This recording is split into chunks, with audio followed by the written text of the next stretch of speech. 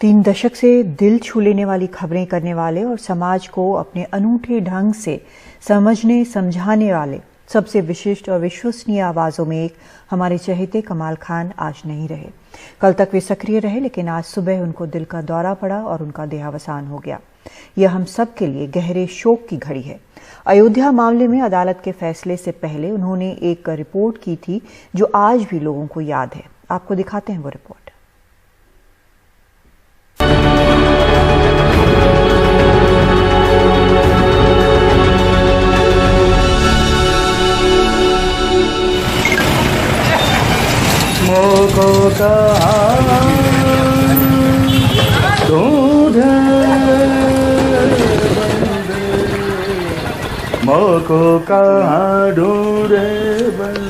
यहाँ से सिर्फ 100 किलोमीटर दूर मगहर में वो कबीर सो रहा है जिसने करीब 550 बरस पहले कह दिया था, दुई जगदीश कहाँ ते आए कहू कौने भरमाया, अल्लाह राम करीमा के शव हजरत नाम धराया।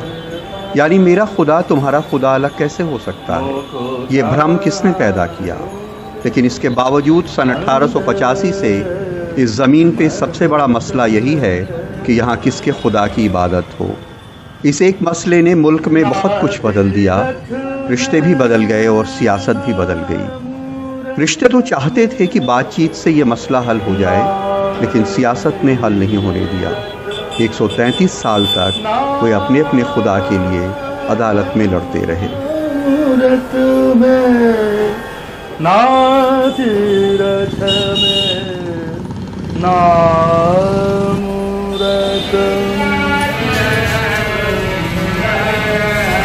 फैसले की इस घड़ी में हम उस तीर्थ में हैं जिसे भगवान राम की अयोध्या कहते हैं। राम इस धरती पे सबसे ज़्यादा पूजे जाने वाले भगवानों में से एक हैं। वो भगवान भी हैं और मर्यादा पुरुषोत्तम भी। वो एक आदर्श पुत्र हैं जो माँ को दिए गए पिता के वचन को निभाने को 14 साल जंगल में रहते हैं। वो एक आदर्श पति हैं जो पत्नी के लिए रावण से युद्ध करते हैं। वो एक आदर्श राजा हैं जिनके राम राज्य की कल्पना कलयुग में भी होती है। इस दुनिया के करोड़ों हिंदू अपने नाम के आगे और पीछे उनका नाम लगाते हैं।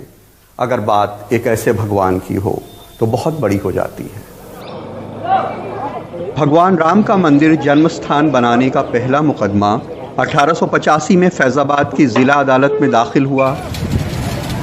बाबरी मस्जिद के दरवाजे के पास बैरागियों ने एक चबूतरा बना रखा था जिसे वे चबूतरा जन्म स्थान कहते थे। वहाँ वे रामलला की पूजा करते थे। इसी स्थान के महंत रघुबर दास ने अदालत से उस चबूतरे पे भगवान राम का मंदिर बनाने की इजाज़त मांगी, जिसे अदालत ने 2 कौमों के बीच झगड़े के अंदेशे में खारिज कर दिया। पंडित हरिकिशन सब जज ने 24 दिसंबर 1885 को अपने फैसले में लिखा कि मंदिर बनाने की इजाज़त उस जगह के लिए मांगी जा रही है जहां मंदिर और मस्जिद को जाने का सिर्फ एक रास्ता है। हिंदुओं के पूजा के स्थान पर उनकी मिल्कियत है जिस पे कोई सवाल नहीं है, और वहीं मस्जिद की दीवार है जिस पे अल्लाह खुदा हुआ है।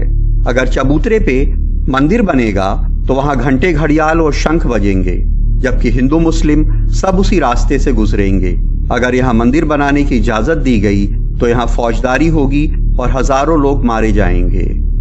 कानून व्यवस्था के मसले के मद्देनजर अफसरों ने दोनों को किसी नए निर्माण से रोक रखा है।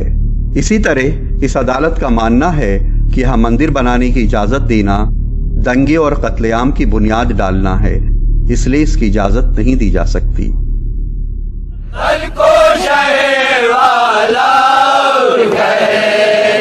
हिंदुओं से पहले इस मस्जिद पे शियों ने अपना दावा पेश किया। उनका कहना है कि यह मस्जिद बाबर के कमांडर मीर बाकी ने बनाई थी जो शिया था, इसलिए यह शिया मस्जिद है। 1946 में अदालत ने कहा कि चूंकि मस्जिद बनवाने वाला बाबर सुन्नी था, इसलिए यह सुन्नी मस्जिद है।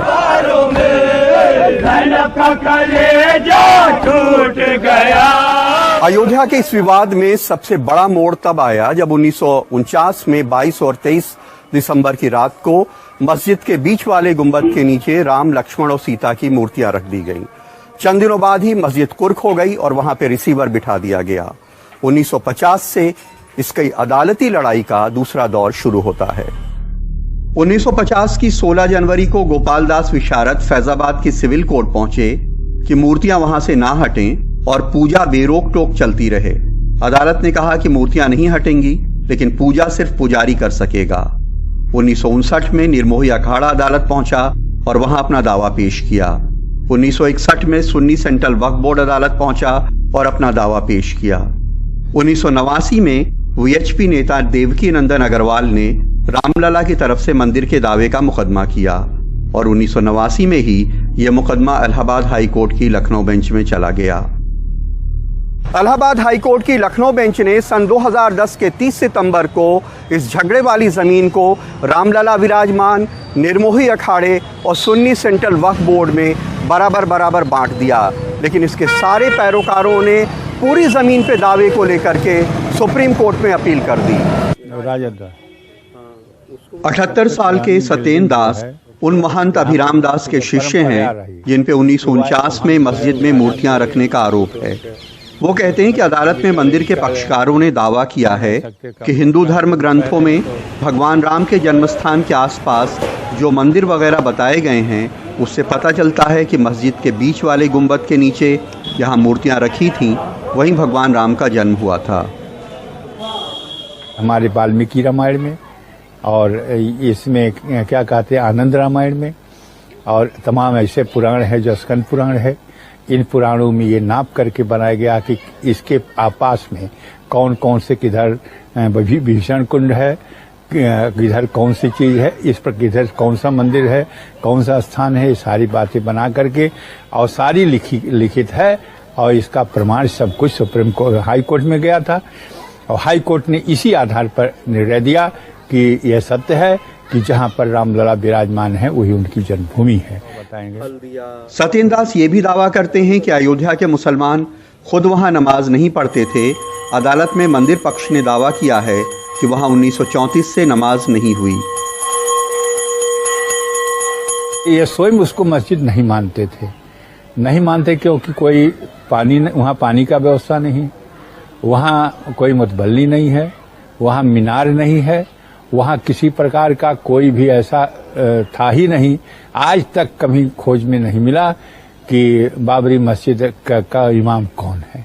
ऐसी स्थिति में इमाम बना ही कोई नहीं, क्योंकि उनके शरीयत के अनुसार जहां पर विवादित जगह पर मस्जिद बनती है उस पर नमाज अल्लाह खुदा स्वीकार नहीं करता।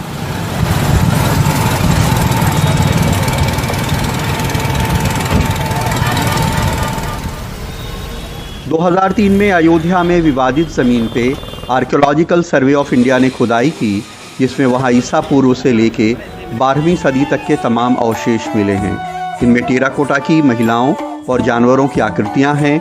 11वीं-12वीं सदी का एक बड़ा स्ट्रक्चर मिला है जिसमें खंभों वाला एक बड़ा हॉल लगता है। वहाँ पर जो है एक शंकर भगवान का या एक से जो है शिवलिंग प्राप्त हुआ और ऐसे मंदिर का जो है दिखाई दिया, ऐसा मंदिर कि वह 2-3 उसमें है, मतलब प्रथम तल में है, दूसरे तल में है और उसको जो है उसमें कहा गया कि इसमें लगभग 12 या 15 जो है स्तंभ हैं जो सिद्ध करते हैं कि यहाँ पर मंदिर था पूर्व में। और जिसको जो है प्रकृति के अनुसार या प्रगति वो क्या कहते हैं स्थानीय जो है कभी जो जिस प्रकार से एक वातावरण इस प्रकार का बना हो कि वह अंदर दब गया, तो ये जो है सिद्ध करता है कि वहाँ पर रामलला थे और उनकी एक किरणास्थली जन्मस्थली है, क्योंकि बगल में ही कनक भवन है और कनक भवन का ये इतिहास है कि यहाँ पर माता कैकेयी ने जो है वो दिया था क्या कहते हैं अपनी जानकी जी को मुंह दिखाई में। तो हम सब ये मान्यताओं को जो है कहीं ना कहीं पुख्ता मानते हैं, इस पर जो है विश्वास करते हैं। वीएचपी का दावा है कि 6 दिसंबर 1992 को बाबरी मस्जिद टूटने के बाद वहां से एक शिलालेख मिला है जिस पे लिखा है कि वहां भगवान विष्णु का मंदिर था जिन्होंने बाली और 10 सिर वाले का वध किया था। 1992 में ढांचा गिरा तो उसमें विष्णु हरि के नाम से एक शिलालेख निकला और उस शिलालेख में जो है उस भाषा जो एक संस्कृत की भाषा वैदिक कालीन युग था उस समय का उसका उल्लेख है कि यह विष्णु हरि का मंदिर था और इसमें जो है लगभग 10-12 लाइनों में वो उल्लेख है और वो क्षतिग्रस्त हो गया वैसे तो शिला।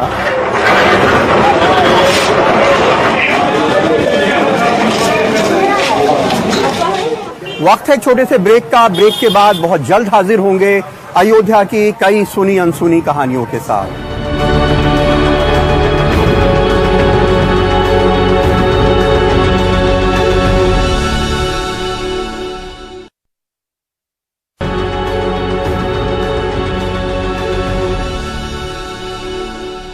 मस्जिद के दावेदार नहीं मानते कि यहाँ मस्जिद कोई मंदिर तोड़ के बनाई गई थी। यहाँ हुई एसआई की खुदाई के ऊपर भी कई इतिहासकार और आर्कियोलॉजिस्ट सवाल उठाते हैं और यही सवाल उनके भी हैं। वो कहते हैं कि खुदाई में जमीन के नीचे से भगवान राम का कोई मंदिर नहीं मिला है और ना ही ऐसा कोई सबूत कि मंदिर तोड़ के मस्जिद बनाई गई। वापस नहीं लौट के आए। लेकिन हाजी महबूब के घर हर 6 दिसंबर को बाबरी मस्जिद टूटने की याद में यौम गम यानी शोक दिवस मनाया जाता है। पहले उनके पिता हाजी फेकू इसके पक्षकार थे, उनके बाद वो हो गए हैं। उनका कहना है कि यहाँ मस्जिद ही थी। मस्जिद पे एक पत्थर लगा था जिसमें खुदा था कि 935 हिजरी में इसे बाबर के हुक्म से मीर बाकी ने बनवाया। मस्जिद में जिस तरीके से वजू खाना होता था, वजू खाना था, मस्जिद में मेंबर थे जिस पर इमाम नमाज पढ़ाता था और दावे के साथ सामने मस्जिद जब बुनियाद रखी गई थी तो उस पर लिखा हुआ था कि बाबर मीर बाकी ने उसको बनवाया था, तामीर करवाया था। हर चीज़ तो मौजूद थी। अब लोग कोई दावा करें कि वहाँ नहीं था, गलत कहते हैं। हर चीज़ मौजूद था। सहन था, मस्जिद में सहन थी, मस्जिद में सहन भी था। हर तरीके से तो मस्जिद कंप्लीट थी। इकबाल अंसारी के पिता हाशिम अंसारी बाबरी मस्जिद के सबसे पुराने मुद्दई थे। जब वो नहीं रहे तो उनकी जगह इकबाल अंसारी पैरोकार बने। वो मंदिर पक्ष के उस दावे को खारिज करते हैं जिसमें मस्जिद के खंभों में मूर्तियां होने का दावा है। अदालत में भी मस्जिद पक्ष ने कहा है कि खंभों पे फूल और कुछ आकृतियां बने होने से भी मस्जिद मस्जिद ही रहेगी। मस्जिद बनाने वाले किसी और धर्म के भी हो सकते हैं जिन्होंने ये बनाया हो। देखिए आज भी बात जो है उसमें 22 पत्थर जो है उसके अंदर जो लगे हुए थे मस्जिद में, 22-23 पत्थर उसमें थे और सब कसौटी के पत्थर हैं, वो पिलर टाइप के हैं, वो खूबसूरती के लिए लगाए गए थे और उस पे कोई मूर्ति नहीं बनी हुई है, क्योंकि आज भी वो सबूत के तौर पे रखे हुए हैं। वो ऐसा नहीं है कि वो पत्थर मंदिर में लगे थे उसको तोड़ करके बनाया गया है। एक 6 इंच की मूर्ति वहाँ जो है निकली हुई है बौद्धों की, बहुत दूर पे। मस्जिद के पैरोकारों ने अदालत में कहा है कि मंदिर के दावेदारों ने 150 साल में 3 अलग अलग स्थानों पे मंदिर होने का दावा किया है। खुदाई में मंदिर के आकार का कोई स्ट्रक्चर नहीं मिला। जो खंभे मिले हैं वो अलग अलग पीरियड के हैं। वहाँ जानवरों की हड्डियां मिली हैं जो मंदिर में नहीं हो सकती। हड्डियों की कार्बन डेटिंग नहीं कराई गई है और एएसआई ने भी अपनी रिपोर्ट में ये नहीं लिखा है कि वहाँ मंदिर तोड़ के मस्जिद बनाई गई। एक बड़ा हॉल था जिसको उनका कहना है कि यह मंदिर पुराना था, जिसको तोड़ करके ऊपर मस्जिद बनाई गई। नीचे जो है वो मंदिर का स्ट्रक्चर है। देखिए, मैं खुदाई में बराबर मौजूद था, ना वहाँ कोई स्ट्रक्चर ऐसा मिला है कि जो मंदिर के तरीके से कहा जाए। वहाँ हाँ कुछ दूर के बाद मस्जिद से अलग बौद्ध धर्म का स्ट्रक्चर जरूर मिला है, वो हम कह सकते हैं। लेकिन भगवान राम के ज़माने की कोई चीज़ वहाँ नहीं मिला हुआ है। यूं तो इस मामले में सुलह की 1 दर्जन से ज्यादा कोशिशें हो चुकी हैं, लेकिन सुप्रीम कोर्ट में मुकदमे के रहते रहते पिछले चंद सालों में सुलह की 3 बड़ी कोशिशें हुई। एक बार आध्यात्मिक गुरु श्री श्री रविशंकर ने इसकी शुरुआत की और उसके बाद सुप्रीम कोर्ट के आदेश से 2 बार मीडिएशन कमेटी के जरिए यह कोशिश हुई। आध्यात्मिक गुरु श्री श्री रविशंकर ने इस्लामी यूनिवर्सिटी नदवतुल उलेमा में इस्लामी धर्मशास्त्र के प्रोफेसर सलमान नदवी से मिलकर अदालत के बाहर सुलह की कोशिश शुरू की। 16 नवंबर 2017 को वो इसके लिए अयोध्या भी गए, लेकिन उन्हें वीएचपी का सहयोग नहीं मिला। मुख्य बात यही है कि अलग अलग तरह के लोगों का अलग अलग भाव है। कई निराशावादी है, पर हम समझते हैं कठिन है काम, पर सब मिलके एक अच्छा एक संदेश देश भर में जा सकता है यदि दोनों समुदाय पास आए, दोनों समुदाय के सहमति से भगेरा मंदिर। नवै प्राण संजो नवै पंचवायु नवै सप्त धातु नवै पंचकोशा। इस बीच तमाम मुस्लिम बुद्धिजीवी और उलेमा अपने अपने तरीके से कोशिशें करते रहे कि झगड़े वाली ज़मीन मंदिर के लिए दे दी जाए। रियलिटी जो है, जो ज़मीन पे है, उसको एक्सेप्ट कर लेना चाहिए। वहाँ जो है, अगर मुस्लिम्स के फेवर में रूलिंग हो तो क्या वहाँ मस्जिद दोबारा बन सकती है? मेरे ख्याल से कि जो है आजकल इतने सेंटिमेंट्स हैं कि मस्जिद वहाँ नहीं बन सकती। तो सबसे बेहतर ये है कि अगर मुस्लिम्स के फेवर में हो रूलिंग तो वो उसको गिफ्ट कर दें।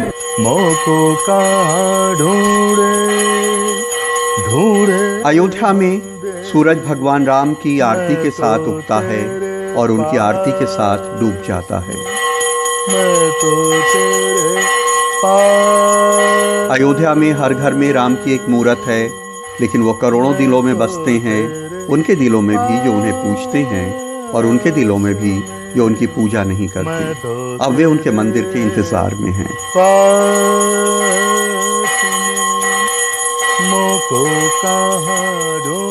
करीब 133 साल से चल रही यह कानूनी लड़ाई अब अपने अंजाम को पहुंची है। अयोध्या में उम्मीदें भी हैं और अंदेशे भी। उम्मीदें इस बात की कि रामलला को चाहने वाले शायद अब उन्हें मंदिर में देख सकें, और अंदेशे इस बात के कि अगर ऐसा नहीं हुआ तो क्या होगा, और अगर ऐसा हो भी गया तो क्या होगा। अयोध्या में सरयू तट से कैमरामैन राजेश गुप्ता और प्रमोद श्रीवास्तव के साथ कमाल खान, एनडीटीवी इंडिया।